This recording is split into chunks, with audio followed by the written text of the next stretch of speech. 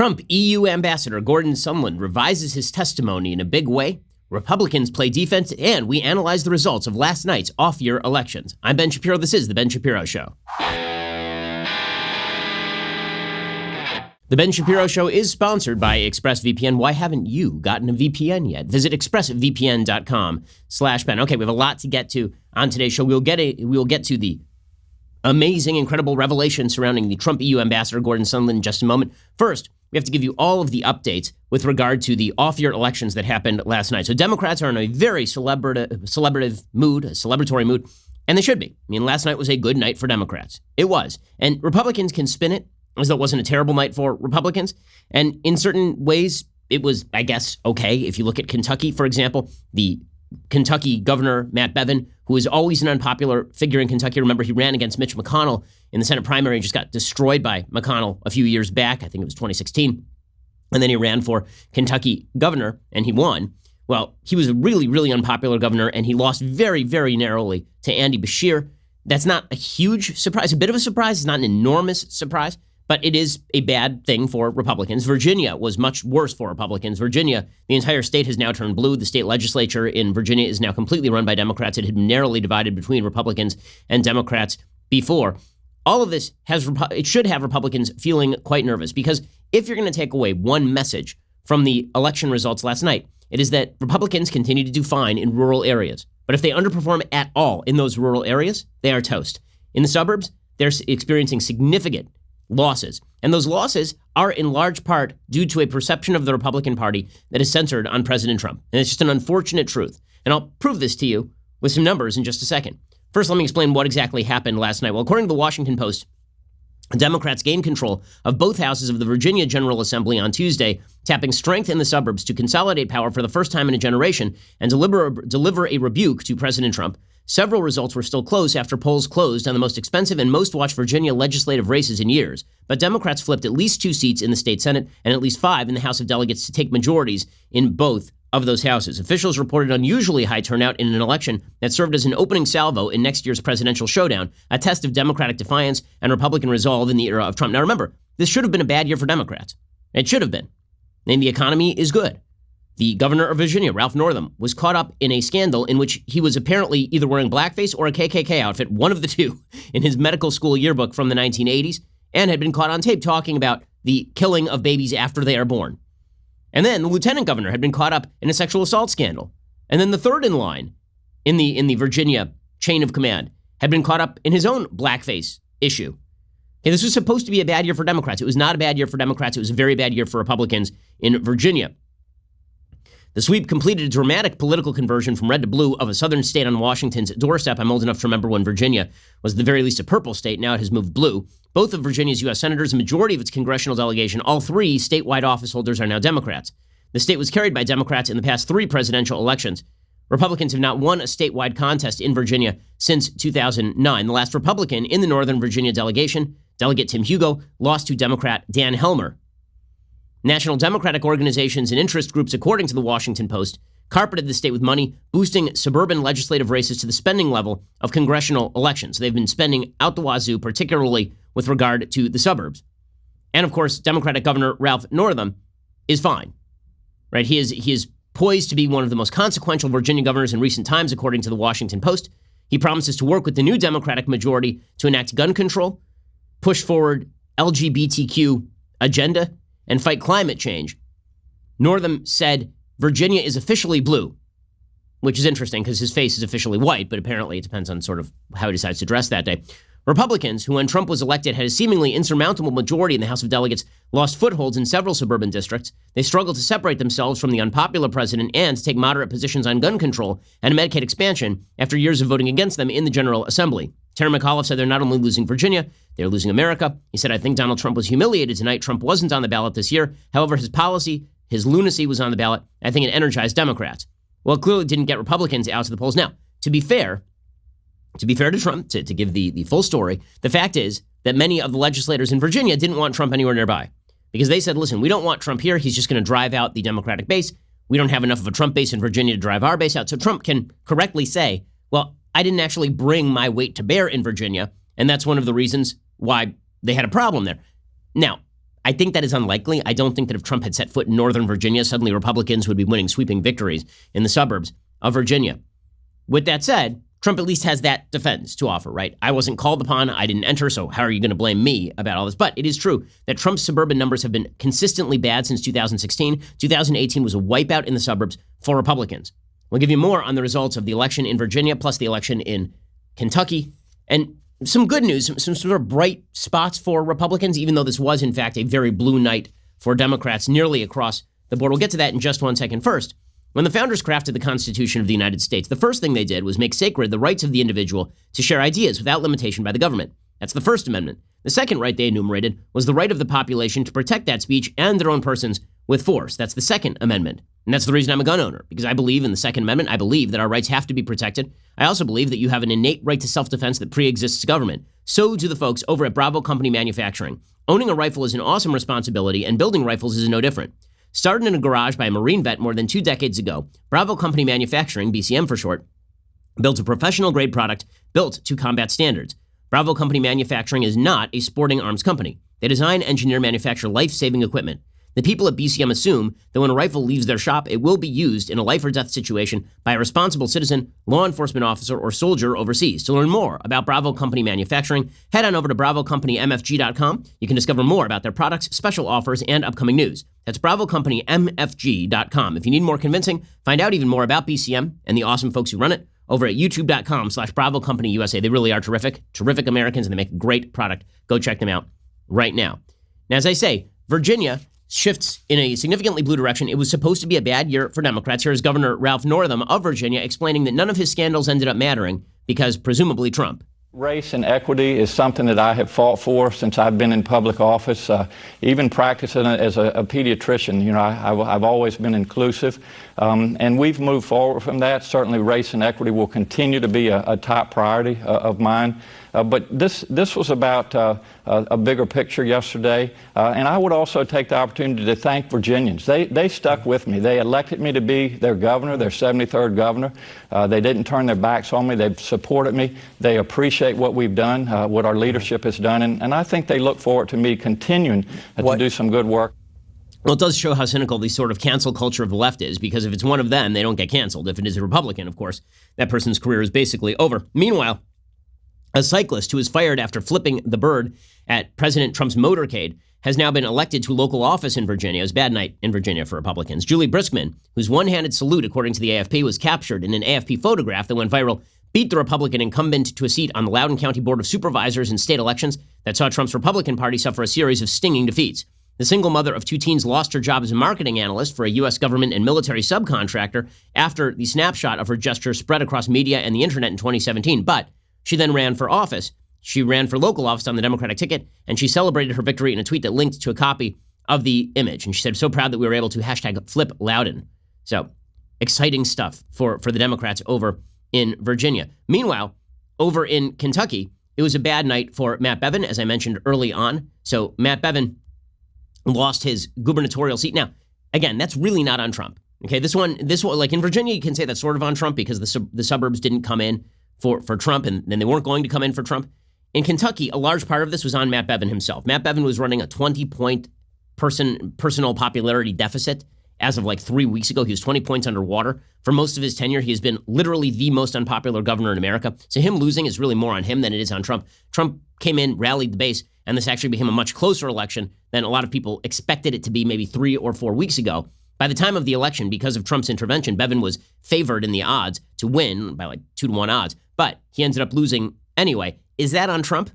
So the question is sort of split. On the one hand, it's not on Trump, right? Trump got out the base. He did what he is supposed to do. And down ballot, Republicans did fine. So it really was more about Matt Bevin than it was about Republicans generally. On the other hand, Bevin was the most Trumpy of all the candidates who were on the ballot in Kentucky. He was the guy who was the loudest. He was the guy who was the brashest. He was the guy who really hugged Trump the tightest. And it didn't pay off for him in the way that it was supposed to. So is that Trump's fault, or was it Trump trying to save him? That data is just unclear. According to the New York Times, Democrats in Kentucky, Governor Matt Bevin, a deeply unpopular Republican, refused to concede the election to his Democratic challenger, Attorney General Andy Beshear. With 100% of the precincts counted, Beshear was ahead by approximately 5,100 votes. Beshear presented himself as the winner telling supporters he expected Bevin to, quote, honor the election that was held tonight, which is funny. Probably Bevin should just walk around for the next several years claiming that he's the actual legitimate governor of Kentucky, like Stacey Abrams in Georgia. Bashir said tonight, voters in Kentucky sent a message loud and clear for everyone to hear. It's a message that says our elections don't have to be about right versus left. They're still about right versus wrong. Now, Bashir did run on a moderate platform. Many of the Democrats in Virginia were running on a more moderate platform. So this should be a lesson to Democrats. Don't run as hard left as you can. Just run against Trump and be moderate, and you'll probably do okay, particularly in the suburbs.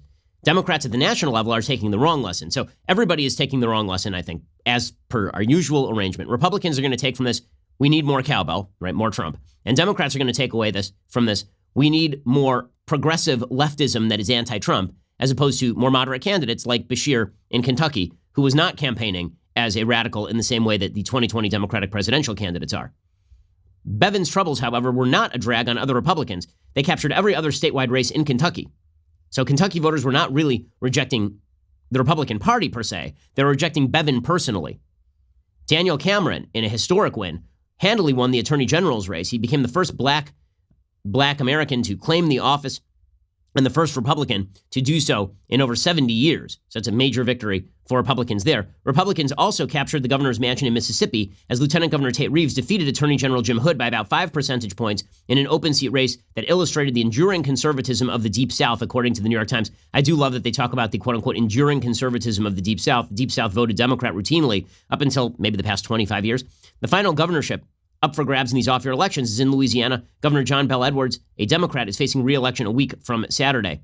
In New Jersey, Republicans were actually on the cusp of their first legislative gains in nearly a decade. With final results still being tallied late on Tuesday, Republicans looked likely to pick up 2 seats in the Assembly and 1 in the Senate, powered largely by a surge along the southern part of the state, where Trump won easily in 2016 despite Democrats' local advantage. In Pennsylvania, the news was worse for Republicans. Democrats are poised to gain control of local government in a bunch of suburban Philadelphia counties that were Republican strongholds. So in other words, the red areas are getting redder, the blue areas are getting bluer, and the purple areas are getting bluer. That's sort of the short answer. So what does that mean? Well, again, a little bit of information here suggests that this may be more about President Trump's personality than anything else, right? That if you're hoping to win back the suburbs as a Republican, what you really need to be focused in on is more policy, more the Democrats are radical, more their agenda stinks, and less on personal loyalty to Trump, for example. That doesn't mean that you shouldn't back the president, right? It does mean that Trump is not popular in the suburbs, and hanging on his coattails on the suburbs was a fail in 2018. It's likely to be a fail in 2020 as well. Right? Steve Kornacki, who does the national political correspondence for NBC News and MSNBC, he was analyzing some of the numbers in Kentucky, and what it showed is that Trump in 2016 won about 68% of Boone County, 60% of Kenton County, and 59% of Campbell County. Those were Cincinnati suburb counties. How exactly did these various candidates fare in those districts? Bevin underperformed Trump dramatically in every one of those districts. Underperformed him in radical terms. The other Republicans actually performed basically the same as Trump. Some of them even outperformed Trump in those districts. So it's also worthwhile noting that in even more liberal suburban areas, there were some moves to curb the extraordinarily leftward slant of the Democratic Party. Daniel Horowitz points out a conservative review that suburban voters electing Democrats aren't actually all that radical. And he points to what just happened in Tucson. Tucson had a Proposition 205, which was an effort to make the city a sanctuary for illegal aliens. It went down in flames last night by a margin of 71% to 29%, despite backing from the ACLU and other special interest groups. Horowitz says despite Republicans facing increasing problems in the suburbs, a trend highlighted last night by the GOP slaughter in Virginia's state and local elections, it's clear much of it is a backlash against Trump's personality, the GOP's dysfunction and lack of vision, and the absence of a bold contrast highlighting the radical nature of Democrats. It's not Trump's perceived policies that are getting rejected. I mean, Tucson is a perfect example. That is a very, very blue area. It voted overwhelmingly for Hillary Clinton, yet even in that area, more than 70% of voters said they did not want police prevented from inquiring about immigration status so that criminals can be turned over to ICE. Horowitz says this is the same reason why Montgomery County, Maryland, after much scrutiny of its sanctuary policies, is beginning to change its tune and reverse sanctuary policies, despite being a county Hillary won by 55 points. Horowitz says the moral of the story is that the GOP brand is tarnished for reasons that have nothing to do with the core agenda Democrats are seeking to implement. For example, a radical sheriff and prosecutor who opposed ICE won their respective races in Prince William County, Virginia. But did they really win because of those views? Or did they win them or did they win despite those views because the GOP brand is so incredibly damaged? And that seems correct. That seems correct. I mean, he points out that there are areas where Republicans are not seen as off-putting, and they're wildly popular. For example, Florida Governor Ron DeSantis, who has governed in very conservative fashion, has a 72% voter approval rating today. And that number is 82% among Hispanics, despite that the fact that he has aggressively pushed anti-sanctuary legislation and is pushing mandatory E-Verify as well. Washington state voters last night rejected affirmative action. Washington state is about as dark blue as it gets. So this is, meanwhile, in Texas, by a margin of 75 to 25, Horowitz points out, voters passed a constitutional amendment banning a state income tax, a measure that will now require 2/3 support in both houses of the legislature to even levy a 1% income tax. So is that really about the Republican agenda or the Democratic agenda, or is it about personality foibles? I mean, it seems that it's much more about personality foibles. I mean, again, a perfect example, Daniel Cameron, the guy who historically just won the attorney general slot, the black attorney general Republican of the state of Kentucky. He said that he was willing to work across the lines. He said that he has pledged his support to conservative policies, but he does not appear to be a radical. He's only 33 years old, so he is a rising star for sure. You know, the fact that he wins in very handy fashion suggests that, again, personality matters an awful lot when it comes to politics. And it suggests that President Trump is going to have to minimize the Trumpiness of his campaign if he wishes to win a sweeping victory come 2020. I'll give you some more evidence of this from Pennsylvania in just 1 second. First, let me tell you about this brand new thing I've got in my house. It really is fantastic. So there is this brand new painted portrait that we have over our enormous fireplace in our entryway. It's a portrait of my family, me and my wife and our 2 kids. We have a third on the way, but not born yet, so not in the portrait. It's beautifully painted. It really looks great. And here's the thing. Did I spend a bunch of money in order to achieve this because I'm richy rich? Or did I just spend a minimal amount of money to get an amazing piece of art that now hangs in our house? And the answer is the latter, because of Paint Your Life. If you want to give a truly meaningful gift, you got to try paintyourlife.com. It really is fantastic. You can have an original painting of yourself, your kids, family, a special place, a cherished pet at a price you can afford from paintyourlife.com. It's a true painting. It's actually done by hand by a world-class artist, created from your very favorite photo. It makes a perfect gift for birthdays and anniversaries. It makes great decor for your house. It's a work of art. I mean, it really is. And they make it really easy. Like, they'll actually send you a photo of the portrait, and then if you don't like how the portrait is turning out, then you can correct it. And if it turns out that you don't actually like it, then you don't have to take it. It really is incredible. Right now is a limited time offer. Get 30% off your painting. That is right, 30% off and free shipping. To get this special offer, text the word Ben to 64,000. Again, text my name, Ben, to 64,000. When you support our show, you support our sponsors, and you're really going to want to get involved in this. It's really, really cool. Makes a fantastic, fantastic gift. Again, no risk. If you don't love the final painting, your money is refunded completely. Text my name, Ben, to 64,000. And make this the gift for the holiday season. For Thanksgiving, it makes a fantastic family gift. Go check it out right now. Text Ben to 64,000, paintyourlife.com. Truly a very, very cool company. Okay, meanwhile, in Pennsylvania, again, bad night for the Republicans. According to the Philadelphia Inquirer, outside Pennsylvania, voter unrest with President Trump and the Republican Party he has taken over helped deliver victories for Democrats in Kentucky, where they narrowly took the governorship, in Virginia, where they seized complete control of the state. The political forces that shaped last year's midterm elections showed no signs of abating Tuesday. Voters turned on Republicans and establishment Democrats alike in races from Philadelphia and Scranton to the suburbs of Delaware and Chester counties.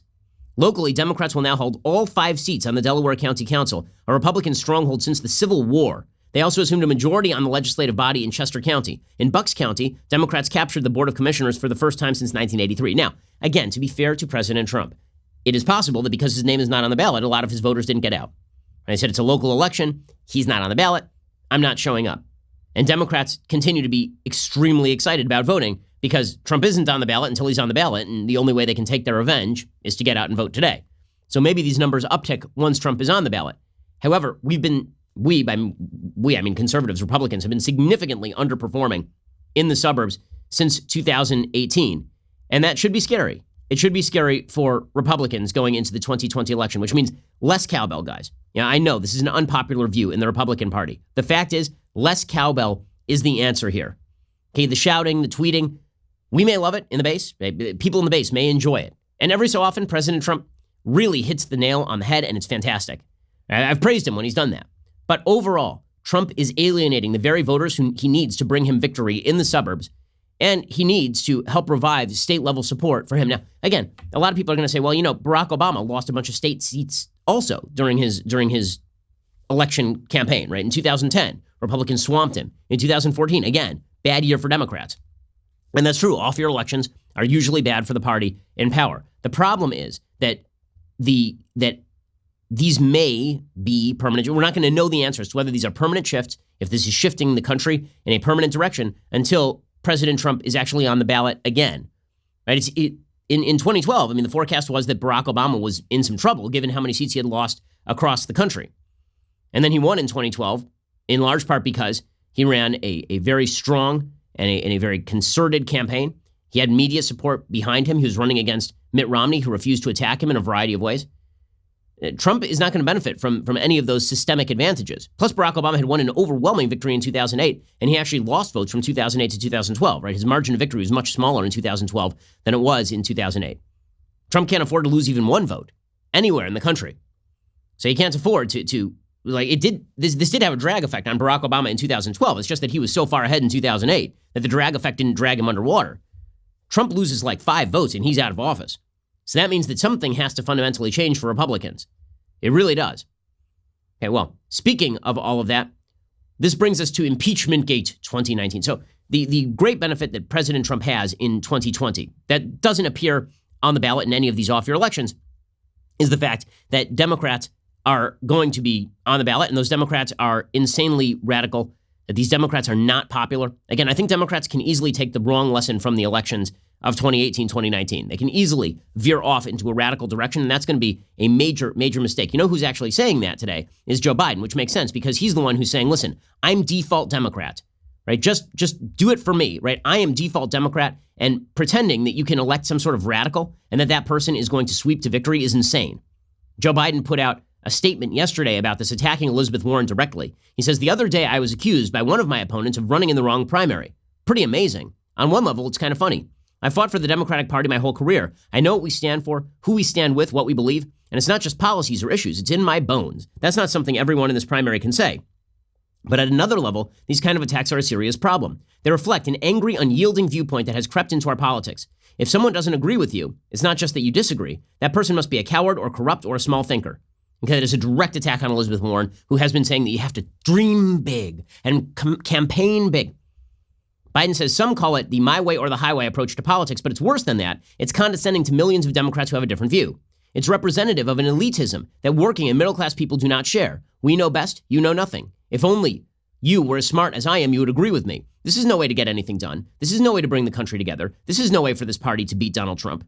He says there are a lot of ways to fix our healthcare system and to make our tax system fair, to address the challenge of climate change. I believe I've proposed the most progressive, transformational ideas in the campaign, and I can get them done. And he talks about all of his various plans. He says, I learned a long time ago, if you question someone's motivations rather than their judgment, you get nowhere. It's hard to get past go if you start off by saying the other person is in the pocket of special interests or is corrupt. That's the way democracy works. He says he stands with the Democratic Party of Barack Obama and the Democratic Party of Nancy Pelosi. And he basically attacks Elizabeth Warren as too radical. And he is correct about that. And that's Trump's big advantage, is that if Democrats take the wrong lesson and run a radical campaign, Trump could easily win. But Trump would actually have to make a campaign about the Democrats' radicalism. Now, as we'll see, the Democrats are incredibly vulnerable on the score, which is why they're focusing in, as I've been saying now for weeks, on impeachment centrally. Make Trump the issue, Trump loses. Make Democratic policies the issues, Democrats lose. Okay, we'll get to more of this in just 1 second. First, let's talk about your sleep quality. So the fact is that every night you probably climb on this spring mattress that you inherited from a relative, and it's just creaking and it's awful, and you wake up in the morning and your back hurts. Well, you are a unique human being. Why wouldn't you have a mattress that is made just for you? Why would you buy a generic mattress built for just some other rando? Helix Sleep has built a sleep quiz. It takes 2 minutes to complete. They use the answers to match your body type and sleep preferences to the perfect mattress. Whether you're a side sleeper or a hot sleeper, whether you like a plush or firm bed, with Helix, there's no more guessing, no more compromising on an average mattress. Go to helixsleep.com/Shapiro. Take their 2-minute sleep quiz. They will match you to a mattress that will give you the best sleep of your life. Helix Sleep was even awarded the #1 best overall mattress pick of 2019 by GQ and Wired Magazine. They have a 10-year warranty. You get to try your mattress out for 100 nights risk-free. Shipping is completely free. They'll even pick it up for you if you don't love it, but you will. Right now, Helix is offering up to $125 off all mattress orders. Get up to $125 off at helixsleep.com/Shapiro. Again, that's helixsleep.com/Shapiro. I love my Helix Sleep mattress. My kids have been waking me up at 4 in the morning. The good news is, at least the sleep I'm getting is quality sleep because of Helix Sleep, and I am desperate for it. Go check it out at helixsleep.com/Shapiro. That's helixsleep.com/Shapiro. Okay, so speaking of the radicalism of Elizabeth Warren, I just have to bring you this hilarious and ironic and wonderful story about Senator Warren. So Elizabeth Warren is now very, very angry at Twitter. Why? I mean, weren't we told 5 seconds ago that she's very happy with Twitter because Twitter banned political ads, right? The entire left was celebrating Jack Dorsey, hero of the Republic, because Jack Dorsey had banned political ads. He said, we don't have the power to fact check political ads, so we're just not going to have political ads. We're just going to ban them. And they said at the time that's a crackdown on basic free speech notions. Anybody should be able to run any ad that they want, and then we can fact check those ads, and we can point out that they're wrong and that they're stupid. In fact, if you had the policy that every ad had to be fact checked, half of the most effective political ads in American history would never have run. Right? The Daisy ad of 1964, which is complete crap, that Barry Goldwater was going to get us into nuclear war, never would have run. Okay, the ad that came from the anti-Mitt Romney super PAC in 2012, all about how Romney gave some lady cancer, right? That ad never would have run. It got fact-checked anyway, right? All of these ads, it's good to have more speech. More speech is better speech. But Elizabeth Warren doesn't believe that. So she wanted Twitter to shut this all down until it turns out it hit her speech. So this is a perfect, hilarious, wonderful example of Elizabeth Warren learning the lesson of the monkey's paw. If you've ever read that short story, it's about a guy who gets 3 wishes, and then every one of his wishes ends up with precisely the opposite result of what he wanted because he did not specifically say what he wanted. Elizabeth Warren really took a shot in the grill here from Twitter. Elizabeth Warren is proving to be an equal opportunist when it comes to taking on social media companies, says CNBC. I love that spin. So Elizabeth Warren calls for Twitter to ban political ads, and then they do, and then she's like, but they banned the ads I like. And then CNBC says, she's an equal opportunist. She's willing to attack anyone. Or she's just a flaming hot hypocrite. On Tuesday, Warren, who's running for president, slammed Twitter's new ad policy that bans political ads, which is weird since she's been ripping on Facebook, suggesting they should ban political ads. In a series of tweets on Tuesday, the Massachusetts Democrat attacked the company for blocking organizations that are fighting climate change from running ads on the social network, while allowing ads from companies like Exxon on the same topic. Oh, you mean that when you ban political ads, you end up banning ads that you like, Elizabeth Warren? Who could have predicted such a thing? Aside from every sentient human being with a working prefrontal cortex, who could have possibly imagined that something like this would happen? Her criticism comes a week after Twitter said it would no longer allow ads on its service, a policy that blocks ads from politicians, ads that refer to an election or candidate, or ads related to politically sensitive issues. Twitter CEO Jack Dorsey then responded to Warren with a tweet basically kowtowing to her. He said, we haven't announced our new rules yet. They come out November 15th, taking all this into consideration. He's like, please leave me alone. Stop. More beatings, sir. Please, more beatings. The media is playing this as Elizabeth Warren being mad at big tech. No, this is Elizabeth Warren wanting a different standard for her and her favored causes than she wants for everybody else. In other words, she doesn't want Trump to be able to run ads, but she wants to be able to run ads. She doesn't want Exxon to be able to run ads, but she does want her favorite climate change activists to be able to run ads. It's pretty hilarious and pretty wonderful, and she deserves every bit of the blowback that she is going to get over all of this. Okay, so with the Democrats, and by the way, Pete Buttigieg is slamming Warren. It is good for him, right? He's campaigning as a moderate. People think he's cutting into Biden's numbers. That's not really obvious. It seems more that he's actually cutting into Warren's and Sanders' numbers because Biden is not actually fading in the national polling. Buttigieg is just rising in the national polling. Pete Buttigieg went after Elizabeth Warren yesterday again. It's not the only issue, but it's certainly a major issue. I get questions about it everywhere I go. And what I'm hearing from Iowans and from voters across the country is there really is a desire to do much more, to build way past what we were able to do with the Affordable Care Act. But people also want to be able to make their own decision on whether to leave their private plan or not. Okay, so Buttigieg, again, getting a bit of a boost from attacking Elizabeth Warren. And look, the entire American business establishment is afraid of Elizabeth Warren for good reason, because she does demonize success, because she does see America's successful businesses as targets for her rapacious tax schemes. So Jamie Dimon, who is the JP Morgan chairman and CEO, he launched into Elizabeth Warren yesterday saying that she vilifies successful people, which of course is true. You really have to ask her what she really means. She uses some pretty harsh words. Some would say vilifies successful people. So I don't like vilifying anybody. I think we should applaud successful people. A lot of people come to this company for opportunity and choice and success. We want that for everybody. Now that's a little bit different than paying your fair share and how the taxation system should work. That I completely understand. Successful companies have lifted up society. It doesn't mean they can't do more. It doesn't mean they didn't make mistakes. But so I think we should applaud that. And if people have very specific things that we should do different, then we should think about doing them different. Okay, so again, these Democratic candidates are vulnerable on a variety of scores because they've taken too much away from these state and local elections over the past few years. They think that animus for Trump means that people are willing to embrace the most radical policies at the national level, and that simply isn't true. But the smarter Democrats are saying, okay, well, that means that what we really should be doing is not focusing on our policies, which kind of suck and nobody likes. Instead, we should focus in on Trump, and that's why Impeachment-gate matters to the Democrats. That's the real reason why Impeachment-gate is a thing. Now, what that means is that Impeachment-gate is going to be front and center for months here at a time, okay? This thing is not going to stop. The Democrats are not going to do this fast and dirty. They're not. Everybody keeps saying the Democrats are going to speed this thing through. There is no reason for them to speed this thing through. Instead, they're now going to drag this out. They're going to subpoena everybody. Right? Originally, they said they were going to get this done by late October was the original estimate. Now there's estimates they may get it done by Thanksgiving. Unlikely.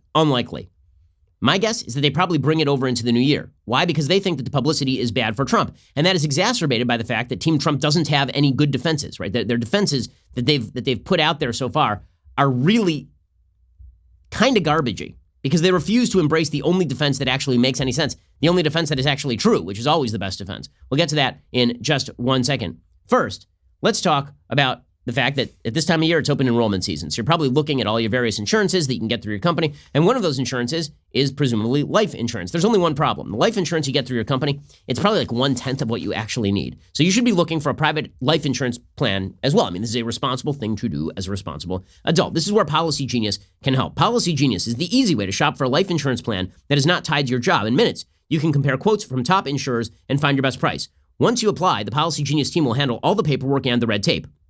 The life insurance you buy through Policy Genius stays with you even if you leave your job. Policy Genius doesn't just make it easy to get life insurance, they can also help you find the right home and auto insurance and disability insurance too.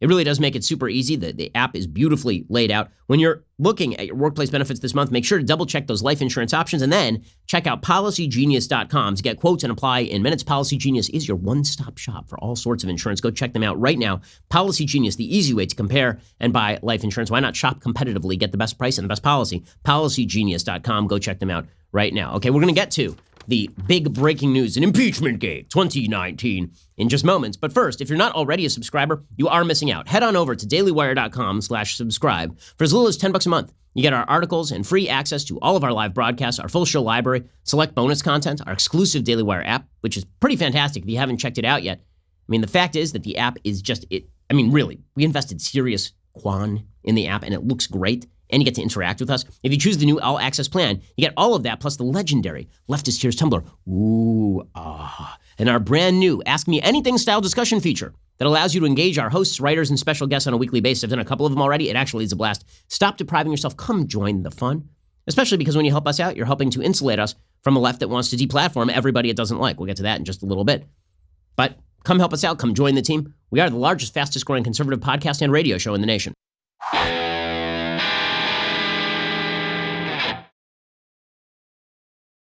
Okay, so let's get to the latest breaking news in Impeachment-gate 2019 and the Republican defenses to it. So, as I say, this 2020 race, Democrats think that Trump is vulnerable because Trump is Trump. And that is the truth. But if they run on their own platform, they're going to lose. So instead, what they're going to do is they're going to run on Trump is the worst. And that's why Impeachment-gate is really more about election 2020 than it is about impeaching Trump right now, right? The chances that the Senate is going to actually get rid of Trump are incredibly, incredibly low. Mitch McConnell basically said this yesterday. He said, listen, the Democrats are not getting the process right. Nobody's going to vote for this thing. This whole effort is going nowhere. I'm not going to start commenting on all of these episodes that occur on a daily basis that are unfolding over in the House, but to say that it seems to me they still are not providing the same kind of basic due process rights that were provided both Richard Nixon and Bill Clinton. They can't even get the process right.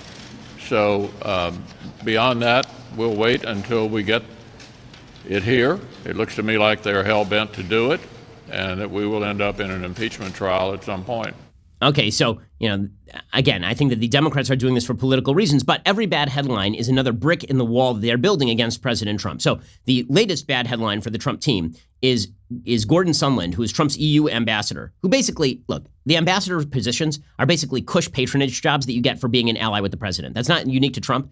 It was true for Obama, too. Basically, you give a lot of money and you end up as like ambassador to Morocco, right? You get to kind of sort of pick which country you wish to live in for the next 4 years and hang out in for the next 4 years. Like, they actually put real political experts in some of these positions, but in a lot of them, it's like you're the ambassador to the EU. You get to live in Brussels and hang out in Europe all the time. Seems kind of awesome. That's what happened with Gordon Sondland. Give a bunch of money to the Trump campaign, and then he ends up with no experience being the EU ambassador and gets roped into this thing where he is now worried about having committed perjury in front of Congress. So yesterday, he revised his testimony. He had testified before that he did not think there was a quid pro quo that went on between the Trump administration and the Ukrainian government for Ukraine to pursue investigations into a variety of topics, including the 2016 elections, Burisma, and Hunter and Joe Biden.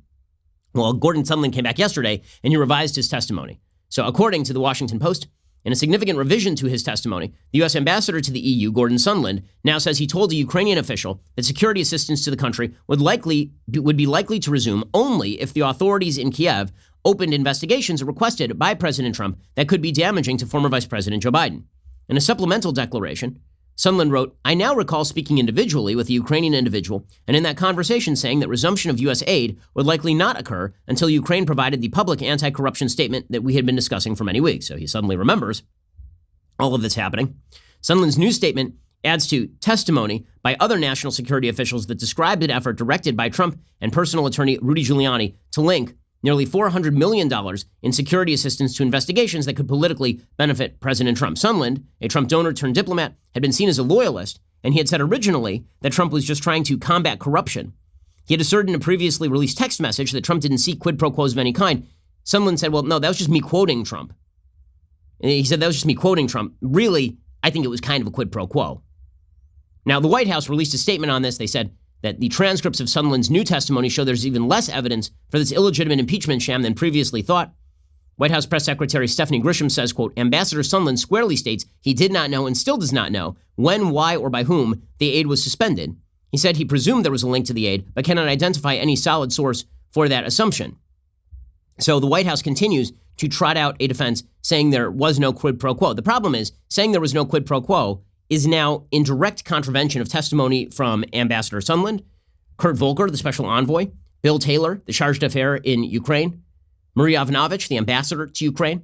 And there's a widespread perception inside the State Department and virtually throughout the diplomatic corps that there was a quid pro quo that happened between the White House and Ukraine.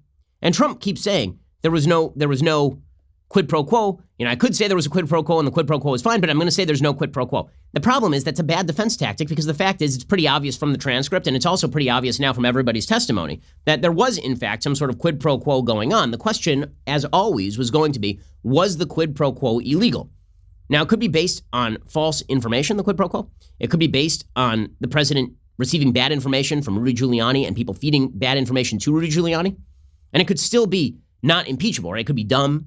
It could be bad policy. That is not the same thing as he committed a crime. This is the president's final defense. I've been saying this for literally weeks. I'm not the only one. Andy McCarthy, who's been very pro-Trump throughout the administration. Andy McCarthy, the lawyer who writes over at National Review, former prosecutor at the Southern District of New York, he said also, relying on this no quid pro quo defense is a fool's errand. What Trump should just say is, okay, yes, of course, I was pressuring Ukraine. I was pressuring Ukraine for legitimate investigations into what happened in 2016. And that includes any sort of corruption that occurred in Ukraine with regard to Hunter Biden. And frankly, that would be a basically fine argument. It's very, very difficult to prove intent. Right? The fact is that then the Democrats would have to prove not that a quid pro quo happened, but that the intent for the quid pro quo was to get Biden looking forward to 2020, as opposed to looking into everything Trump associated with corruption circa 2016. That's hard to prove. It really is difficult to prove. And the fact that the White House refuses to rely on that defense is supremely bizarre. It's really, really weird. Instead, you end up with weird defenses like this from Lindsey Graham. I mean, Lindsey Graham just looks like a shill now because he won't say the obvious, right? Lindsey Graham, the senator from South Carolina, here he is yesterday saying, I'm not even going to read the transcript, right? Apparently, there's a reporter who tweeted out Reporter, do you plan on reading these transcripts that were released? Graham, no. And the reporter asked why. He said, because it's a sham process. Okay, that just sounds like you have no defense, right? That sounds like you are covering your eyes and your ears and pretending that you don't know what's going on, but we all know sort of what was going on. The fact is, again, that there is an actual response to all of this. It is the response that I've been laying out for weeks at this point. And by the way, there's also a good response that says, yeah, of course we asked Ukraine to investigate Hunter Biden because there's some pretty good information that Hunter Biden was involved in something nefarious. Ed Morrissey reporting over at Hot Air. Quote, does the appearance of Hunter Biden's name in State Department email traffic show corrupt influence on U.S. policy? Emails dug up by John Solomon in his reporting on influence peddling then and now suggest that the timing of Joe Biden's infamous intervention in Ukraine might be even more suspect than it has looked before. Biden insists, nay bragged, that he threatened to withhold $1 billion in aid in March 2016 unless Petro Poroshenko fired Prosecutor General Viktor Shokin. Biden claims he did that because Shokin had not aggressively prosecuted corruption, including that at Burisma. However, the new emails show that Hunter's name was being tossed around the State Department a month earlier as the firm pled that Shokin was being too tough. According to Solomon's reporting, during that February 2016 contact, a U.S. representative for Burisma Holdings sought a meeting with Undersecretary of State Catherine Novelli to discuss ending the corruption allegations against the Ukrainian firm where Hunter Biden worked as a board member, according to memos obtained under a FOIA lawsuit. Just 3 weeks before Burisma's overture to state, Ukrainian authorities raided the home of the oligarch who owned the gas firm and employed Hunter Biden, a signal the long-running corruption probe was escalating in the middle of the U.S. presidential election. Hunter Biden's name, in fact, was specifically invoked by the Burisma representative as a reason the State Department should help, according to a series of email exchanges among U.S. officials trying to arrange the meeting. The subject line for the email exchanges read simply, Burisma. According to Ed Morrissey at Hot Air, the email shows that the meeting was for the purpose of getting Ukraine to back off on its corruption probe of Burisma. The email argued that Burisma had been unfairly targeted by Shokin without evidence and outside of due process. It also noted very pointedly that 2 high-profile U.S. citizens worked with Burisma and named Hunter Biden explicitly. As Morrissey points out, he says that last sentence sounds like the meeting was a fait accompli, as well it might since it concerned the VP's son. However, whether and when the meeting took place has not been established, but clearly State was informed that Hunter's name was in play and that Burisma was unhappy with Shokin. This was no low-level contact either. The people involved were senior officials in the Obama administration. That discussion took place February 24th, 2016. Exactly 1 week later, Hunter Biden's business partner and fellow Burisma board member Devon Archer dropped by to see Secretary of State John Kerry at the State Department's C Street offices. Archer was a college roommate of Kerry's stepson, so it could have been a coincidence, but it's never been explored. Less than a month later, Biden went to Ukraine and demanded Shokin's firing. So that looks kind of bad, right? I mean, this is what Ed Morrissey is saying. He says, that certainly looks like the kind of corruption of which the House Democrats are accusing Donald Trump, does it not? At the very least, these emails undermine the idea that Shokin wasn't being tough enough on Burisma and that no one in the Obama administration connected the dots between Hunter Biden, his dad, and Burisma. It stinks of corruption and interference for personal or familial gain, although one didn't need to go to Ukraine to find evidence for it. Okay, so in other words, Trump has a pretty solid defense here. I was targeting corruption. I was suspicious of corruption. The reason I was suspicious of corruption is because there might have been corruption. And that's why I asked them to investigate corruption and said that they're not doing a good job of investigating corruption. So Trump keeps putting out the worst defense. There was no quid pro quo instead of the best defense. Of course there was a quid pro quo, right? This was Mulvaney, right? Mulvaney actually tried to put out this defense. He said, yes, quid pro quos happen in foreign policy all the time. And this wasn't a bad quid pro quo. And people went nuts. And then Trump backtracked it. And now people just keep saying no quid pro quo. It's a dumb defense. It's a very dumb defense. And there's no reason to focus in on a bad defense when an actual good defense and probably a true defense is actually available. Meanwhile, controversy has broken out as Republicans are trying to out the whistleblower. Now, the Democrats are claiming that the whistleblower is irrelevant, that at this point we've moved beyond the whistleblower's complaint. There's truth to that. There is. I mean, the fact is that we now know what the whistleblower had to say. We have the transcript of the call. The whistleblower complaint really didn't add anything. And I'm being consistent on this. I said that the whistleblower complaint originally was less important than the transcript of the call. But that's not what Democrats said. Democrats were like, we need the entire whistleblower complaint or it's obstruction of justice and a cover-up. Like, we need to interview the whistleblower. We need his thoughts. And then as soon as it became clear that the whistleblower was probably a partisan hack on behalf of Joe Biden, then it was, we don't need to hear from the whistleblower anymore. So I'm of the opinion that the whistleblower is basically irrelevant once the claims of his complaint are made public. But is it fair for Republicans to point out Democratic hypocrisy right here? Yeah, that's totally fair. And as far as the idea that it is a violation of law to release the name of the whistleblower, no, it isn't. Whistleblower laws are designed to prevent the firing of a whistleblower. Keeping a whistleblower's name confidential is usually designed to prevent their firing in the private sector, right, or a private contractor with the United States government. There are regulations in place that prevent the firing of a whistleblower. The inspector general of a particular department is prevented from speaking the name aloud of the whistleblower, but there's nothing that prevents Rand Paul from doing it. This is the point that Rand Paul, who's been pushing to out the whistleblower, made yesterday when he was in a tete-a-tete with the media. You know it's illegal to out a whistleblower. Actually, you see, you got that wrong, too. No, I mean, we don't. You should work on the facts. Here's the thing is, the whistleblower statute protects the whistleblower from having his name revealed by the Inspector General. Even the New York Times admits that no one else is under any legal obligation. The other point, and you need to be very careful if you really are interested in the news, is that the whistleblower actually is a material witness completely separate from being the whistleblower because he worked for Joe Biden. He worked for Joe Biden at the same time Hunter Biden was receiving $50,000 a month. Okay, so Rand Paul is actually making a pretty solid case as to why we ought to know who the whistleblower is, which is why I covered it on the show. I mean, that is newsworthy stuff. The fact is that if the situation were reversed and this were a Republican whistleblower in a Democratic administration, this would have been plastered all over the front pages of every newspaper immediately if it turned out that the person was a partisan hack on behalf of the Republicans. I mean, the media are so invested in Trump being pushed out of office. They're so invested in hatred of Trump. It's pretty astonishing. The best example today is that the Washington Post came out with a full illustrated Mueller report. It's embarrassing. I mean, it really is. Democracy dies in crappy cartoons.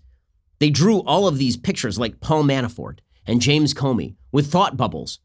It's absurd. They're publishing a graphic nonfiction book centered on special counsel Robert Mueller's obstruction of justice inquiry. I mean, I suppose they couldn't do it on the Kenneth Starr report because then it just would have been pornography. The Mueller report illustrated is drawn directly from Volume 2 of special counsel Robert Mueller's report. Of course, they're not going to do it on Volume 1 because Volume 1 didn't uncover anything. Volume 1 was about the Trump-Russia collusion nonsense. Volume 2 is about the so-called obstruction of justice. According to the Washington Post pumping this thing, the book provides a unique graphic depiction of the report's most scrutinized passages and pivotal moments, all contextualized with the Post's original reporting. The Mueller Report Illustrated offers a fly-on-the-wall account of life in the White House, told through the accounts of men and women who at one time served the president. Wow, just how magical. So we need a graphic novel of an incredibly boring report. The mediaing all over the place, so much journalism. The journalism is just getting everywhere. It's everywhere. By the way, I'm not sure which is more journalisming. The Washington Post printing this insane cartoon version of all of this, or a piece by Frank Bruni in the New York Times called Why Donald Trump Hates Your Dog. I'm not kidding. Because Donald Trump is constantly saying that people died like a dog or acted like a dog. So apparently, according to Frank Bruni of the New York Times, Trump hates dogs. And according to a columnist named Gia Corliss, Sean Spicer, the former White House press secretary, dances in militaristic fashion. And his body is dishonest. Yes, I certainly trust the media with all of this. We'll get to more of, I have to read you some of that piece in just 1 second. First, a thing I like and then a thing I hate. So, things I like today. I was on a 16-hour flight from Israel to the United States over the weekend. That meant that I watched 1 million movies because, I mean, what else am I going to do? My kids are kicking me and you're stuck in one place for a very long time. And I got to see a movie that I really enjoyed. I thought it's actually pretty fantastic. It's called In the Heart of the Sea. It's a Ron Howard film. Now, I tend to think that Ron Howard's a bit of a paint-by-numbers director. I've never seen anything of his where I thought this is just overwhelmingly good. But that's fine. I mean, it's very straightforward. It's sort of classic cinema. It's called In the Heart of the Sea with Chris Hemsworth and Benjamin Walker and Cillian Murphy, who is fantastic, and Tom Holland. Big cast. Brendan Gleeson. And the movie is about the sort of source material for Moby Dick. Right? It starts off with Herman Melville meeting with this sailor about what happened at sea on this boat called the Essex. And it's a true story. And it is a pretty astonishing story. I mean, what didn't make it into Moby Dick is actually creepier and more terrifying than what did make it into Moby Dick. It's, for example, after the Essex was in fact stove in by a white whale, a giant white whale. That's the basis of Moby Dick. But then the men were basically stranded at sea for like 3 months. And they had to resort to, as you would think, some pretty awful things. It's a good movie. It's worth seeing. Check it out. It didn't get the kind of press that it should have. The reviewers didn't like it because it was too straightforward. Because how dare you make a straightforward film? It didn't have any gender identity politics.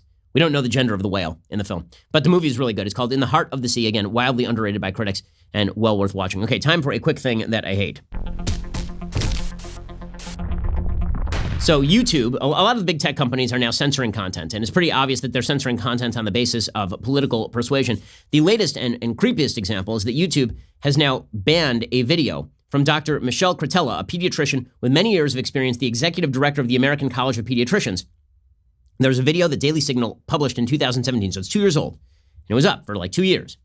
And now YouTube has pulled the video. The video has been removed from YouTube. In its place, YouTube has displayed the message, the video has been removed for violating YouTube's policy on hate speech. So what exactly was so hateful? What was the hate speech that this evil doctor had to say? And here's what she had to say that got it banned from YouTube. See, according to most mainstream medical organizations, if you want to cut off a healthy arm or a healthy leg, you're mentally ill. But if you want to cut off healthy breasts or a penis, you're transgender. Okay, well, sorry. That happens to be a true statement.